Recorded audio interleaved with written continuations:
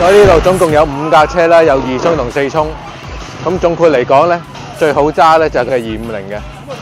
架2衝嘅300咧，都係好靈活、好輕，但係喺呢個場地咧就馬力大咗少少。咁啊250係比較容易駕馭嘅。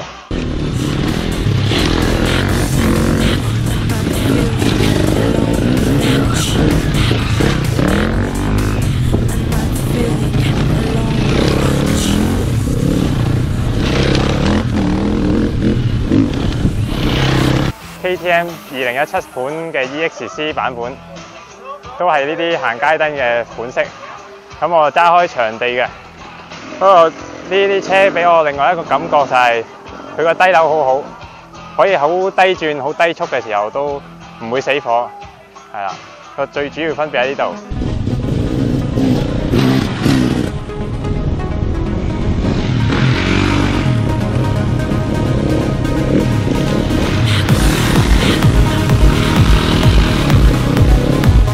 咁我啱啱試過唔同嘅2衝、4衝啦，個 surprise 就係300嘅2衝，俾我嘅預期感覺好好多，因為嗰個300 2衝佢可以好低轉、低速咁樣行，又唔會死火。而我哋啲 kit 車快牌，如果2衝嚟講一低轉咧，就好容易撲一下就死㗎啦。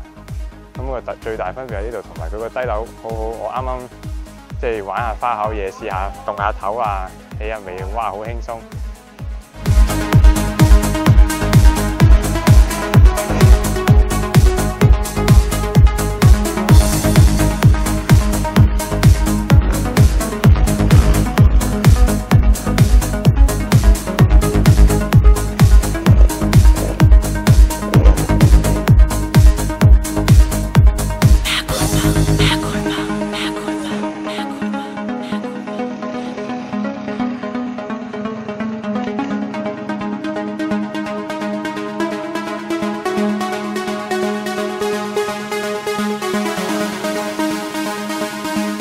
去到大 CC 嘅4衝啦，以前嘅舊式我揸過，咁我玩過係長途拉力賽。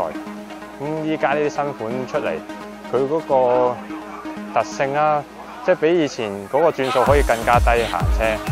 咁就算我揸到500 CC 喺我哋啱啱呢度試車嘅呢個地方，咁細個場地，好似冇乜大分別，一樣可以好輕鬆咁控操啦。